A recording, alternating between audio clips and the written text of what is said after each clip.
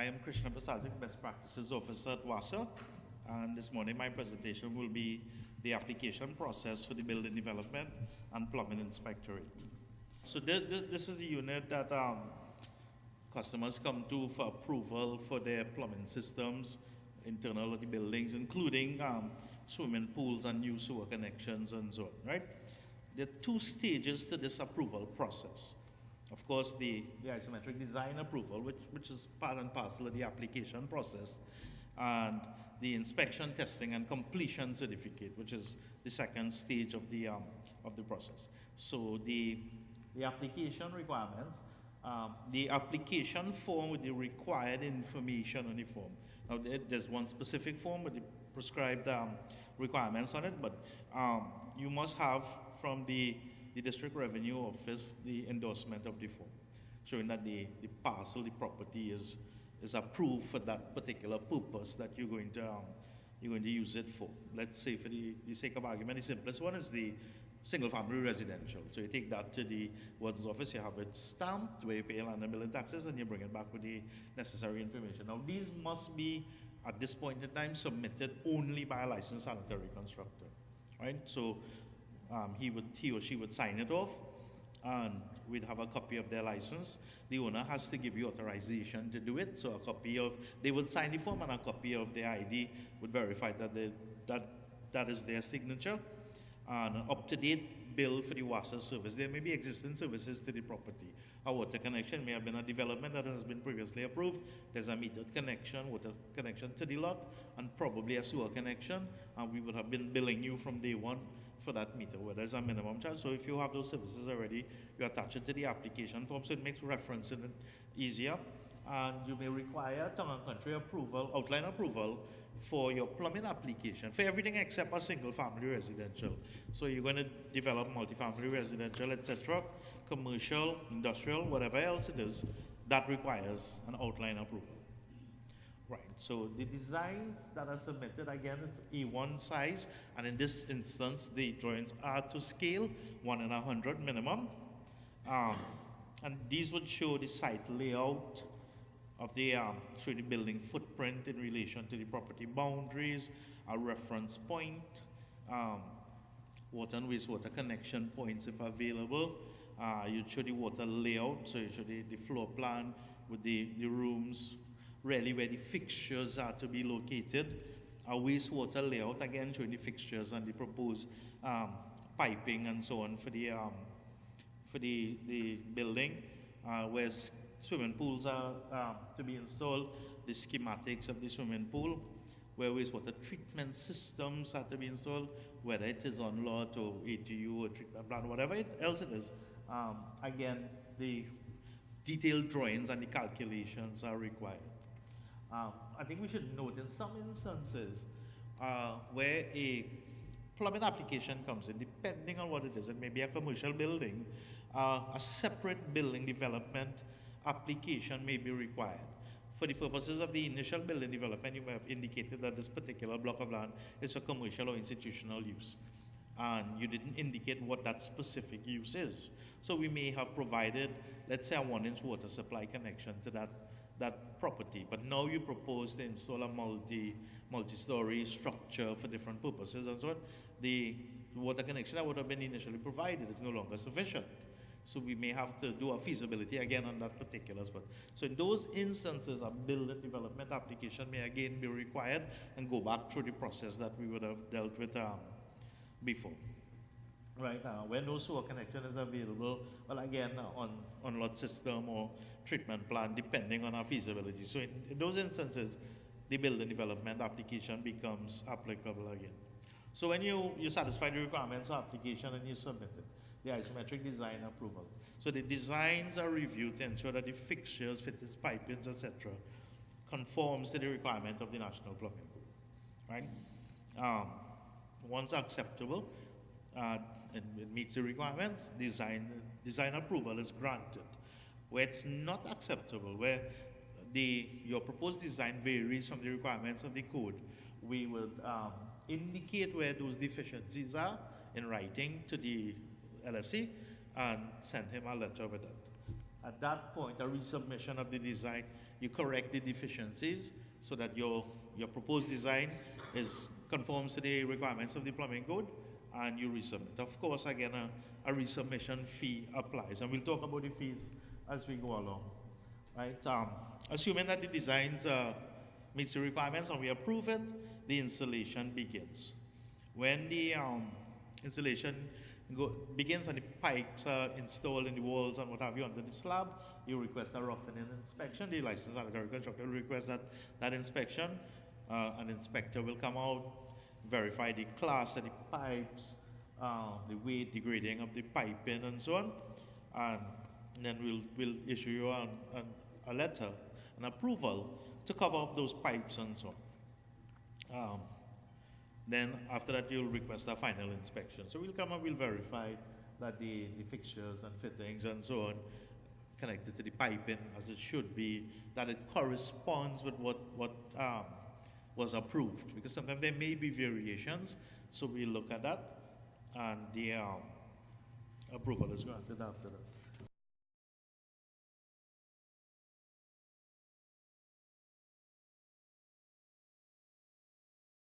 We do conduct a flow test for wastewater, more so in commercial and other buildings, not necessarily residential buildings, although sometimes we may, to make sure that the grades are correct.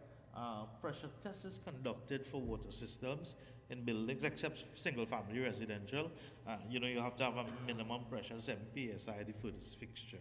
So based on your drawings and so on, we verify which is the furthest fixture, install a gauge, we pressure it up, and there can be, whereas in building development, there's a minimum allowable leakage based on your piping and so on. Remember, these are buildings internal, so there should be no leakage within the system. If the pressure drops, then we'll have to find the leak, you'll have to do the necessary correction and request another inspection.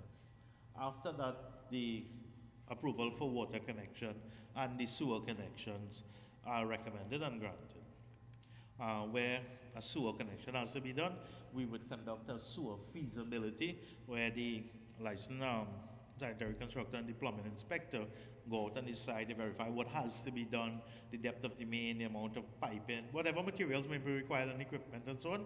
Because when we get to the day of the sewer connection to be done, if we're not satisfied that you have all the materials and equipment and so on to execute the work and close back up the trench on that given day, we will not give you the go-ahead to start it for safety reasons and so on, right? So you must have those things in place prior to any excavation work being done. Right, so this is basically what happens. At the time of the request, we give letters because you're going to excavate and you may have underground infrastructure, TNTEC, TSTT, NGC, etc. So we, as a precautionary measure, we issue letters to you, the licensed sanitary constructor, to take to these various agencies, indicating at that point in time you'll be doing excavation work, and they will grant you their approvals if required. And so after the water and sewer connections are done, again, the file is reviewed because we do facilitate a lot. So we may come out and do inspections and testing and so on, and not necessarily collect the fees associated with that. So we review the file at final time, make sure there are no outstanding charges and so on. And then, well, of course, the price that was sought after, the completion certificate, right? So I think maybe at this time, let's look at the fees. The application fee is $2,500. The design review fees varies from $600 to $5,000, depending on the size of the development. A small development is 4 to 25 lots, $600. A large development is anything 201 lots plus upwards, that's $5,000. The design review fees are similarly structured, $1,100 as the minimum. The inspection fees, the minimum inspection fees, $1,100 for a small development, $5,000 for at the larger end of the scale. Pressure testing is $1,200 per logger installed. If you have several arms of your development that require pressure testing individually and so on, each logger that we install will be $1,200. This is just our testing fee. To pressure the system to 150 psi, that is your responsibility as a developer. We just install the logger for this fee, retrieve it and retrieve the data and determine whether there were leaks and so on. Meter inspection, $0 to $1,200. 0 means that the first meter inspection that is conducted, there is no charge attached to it. If, however, corrective works are required and we need to come back and re-inspect, $1,200 fee applies. And of course, the interconnection is as per the estimate of the authority. It varies in each instance. And it could be, I think it starts around $40,000 and could escalate to the millions, depending on the amount of work that is required. Plumbing inspectorate fees. Application fees, single family residential, $150 plus VAT. If it's multi-family residential, it's $150 plus VAT per unit. So if you have a building with 10 units, 10 by 150 plus VAT. Commercial, it's $200 per floor per unit. So if you have one building with 2 commercial units with 2 floors, that would be 4 floors at $200. Institutional, $500 plus VAT per floor. Swimming pool residential, $500 for the application fee. Commercial, $1,000. So if you have a residential application, a residential building with a swimming pool, it's $500 plus $150 plus VAT. The roughing-in inspection, there's no charge attached to the first roughing-in inspection. The final inspection, there's no charge attached to that. Meaning that with every application, 2 inspections carry no charge. One roughing, one final. If there is a re-inspection, a third inspection, so you didn't get a roughing-in right the first time, we have to come back and do a second roughing-in. The final inspection now becomes a third inspection. There's an inspection fee of $1,400. And every inspection thereafter carries a fee of $1,400. For sewer connection, for residential application, the application fee to produce those letters for the agencies, $1,200. For commercial applications, $2,500. So I think we got the fees out of the way. Right. So and we focus on the fees. We always tell you, we remind you, we don't do anything without fees being applied to it. Can't depend on the taxpayers all the time. Application, infrastructure development. Some of the challenges that we encounter with the application. You submit an application, the basic population information that is to be submitted on the application form that isn't there. This would guide us in determining the volume of wastewater produced and the water demand required for the application. If that is not there, it's difficult for us to estimate. We'd have to use our best guess. Again, the water demand, a location plan is missing. We go to do the feasibility, there's no location plan, we can't find the place, you know? So it delays it. It delays the processing of the application. Topography map missing, so we have to actually go do a site visit to determine these things. The contact information on the application form. You can't reach a person, the contact number doesn't work, they don't respond to the email, you know, things like that. Some of the design issues. We get the designs, there's no preliminary fire approval. When we grant the approval, the fire services has the jurisdiction for the installation of fire hydrants and so on. So you submit an application showing us that you're going to put 10 hydrants, one in front of each lot in a 10-lot development. That's fine, but did fire services agree to that? And we can't grant approval without seeing what they would have approved. So we would want to see that. Again, the layout doesn't correspond with what the town and country has. Town and country says 20 residential lots, you decide you're going to do 40. We can't grant approval for that. Misaligned water connections, some lots have 2 or 3 connections, some lots have none. Main size is not corresponding, and again, the outline approval is provided for guidance, and what is submitted doesn't correspond with the outline approval. Insufficient control valve placements and so on, and that would come back to the question you have in the document, you know, how you place them and so on. Truss blocks and caps, these things not included. The details missing, details not corresponding, again, the design details. Septic tanks. The TTS 1680-400 is available at the Bureau, and that is the guideline we use. Now, a lot of people misinterpret that. There's a table located in the TTS 1680-400, so people pull it out, slap it on a big sheet with a septic tank and say 16 to 80 users, as the case might be, this is the volume at the time. But if you read a proper reading of the document, tells you how to specifically design a septic tank for the specific number of users that you propose. Wastewater treatment plant designs submitted with insufficient details. We get brochures from the suppliers. And they provide you with sales brochures. And persons staple that onto the application and submit it. That tells us nothing really. You know, we cannot say based on that we can determine that the wastewater treatment plant will sufficiently treat the wastewater to meet the WPR standards. Those brochures are not designed for that purpose. More detailed calculations are required. Plan and section views with dimensions not included, calculations not submitted, equipment details not submitted.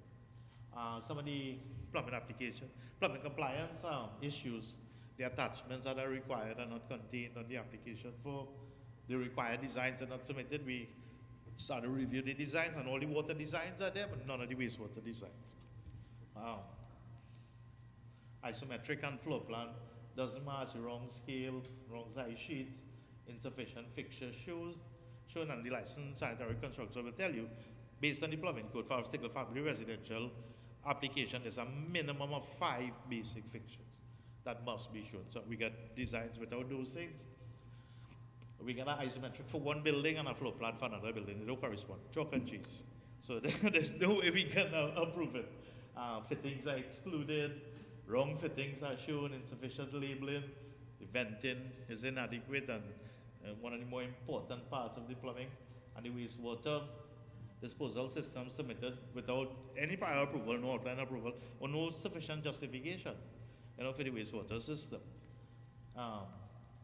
Right. So some of the measures that we would have done to reduce the approval time coming out of those issues would have been, why do we have information? Anyway, there's a revision of the draft of the National Plumbing Code, as Darrell would have indicated. We spent a lot of time. I think we've been on it for the last 6 years or so, and we have a final draft that is ready at this point in time.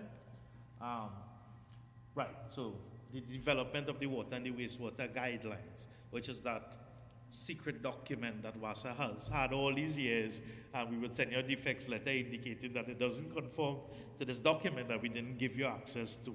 So we have corrected that. We have compiled a code of practice for both plumbing and building that we will make public as part of the plumbing code. It wouldn't be contained within the plumbing code, but it would be 2 separate documents that are published on the website and available freely. And those are expected to be completed 2017 May, which is within the next month. Right? So some of the things we do, the approval process, there may be minor corrections. Again, go back to the family residential, the 5 basic fixtures. You may have left out one. We could probably insert it, or call you in and have you insert it on the drawing rather than doing a defects and sending it out. We can have that correction done and have the approval done. We have also established guaranteed delivery time for approvals. Right? So building development, design approval, we have very little control at this point in time over the outline approval. The outline approval, the water feasibility is conducted by department operations, which we have no control over. So we really at their mercy when they submit it to us. And then we give you the outline approval. But designs, which we have complete control over, design and inspection and so on, 7 to 14 days from the date of submission of your design, good, bad, or indifferent, you get a response from us at that point. And the same would apply for inspections. We have no control over the inspection. Inspection really is dependent on when you request it and as fast as you install the infrastructure. But as soon as we get the inspection request, within 7 days we have an inspector on site, if not sooner, based on your request. For the plumbing inspector, single-family residential applications are determined within 3 to 5 working days. I regard these timelines jealously. And all other applications, 7 to 10 days. So any commercial and so on, within 7 to 10 working days, we have a response for you. Right? And I think that's basically the processes. So any questions?